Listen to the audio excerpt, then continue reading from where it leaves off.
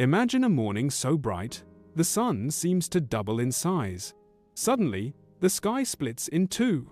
A flash of light, 1,000 times more powerful than the Hiroshima bomb, tears through the atmosphere. In a single second, 80 million trees are flattened like toothpicks, spreading across 2,000 square kilometers of Siberian wilderness.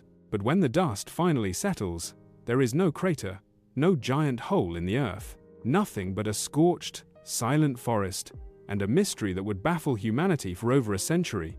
This is the story of the day the sky exploded.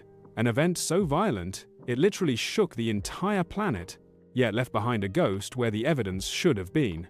It was June 30th, 1908.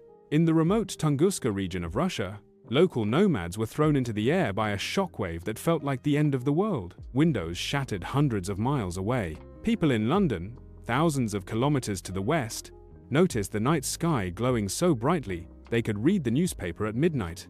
The world knew something catastrophic had happened, but it would be 13 years before anyone dared to investigate. When expedition leader Leonid Kulik finally reached the epicenter, expecting to find a massive meteorite, he found something much more terrifying.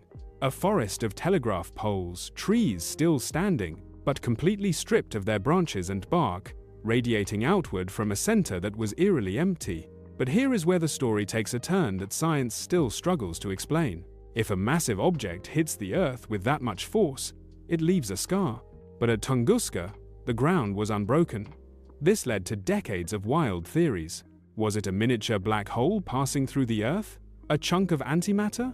Or perhaps, as some whispered, a failed experiment by the legendary Nikola Tesla?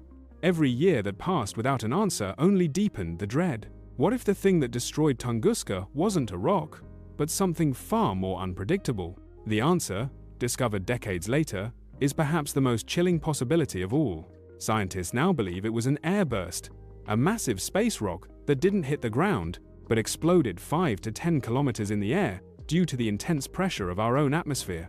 It was a cosmic fluke. If that same object had entered the atmosphere just 4 hours later, the Earth's rotation would have placed St. Petersburg directly under the blast. One of the world's greatest cities would have been erased from history in a heartbeat, leaving nothing but ash and a mystery. Even today, we find microscopic spheres of silicate and magnetite embedded in the peat of the Siberian bogs, remnants of a visitor from the stars that vanished before it ever touched our soil. We are living on a planet that is constantly in the crosshairs of a cosmic firing range, and the Tunguska event was a warning shot from the dark. It reminds us that history isn't just made by kings and wars, but by the silent, invisible giants lurking in the void, waiting for the 1 second where the sky decides to open up again.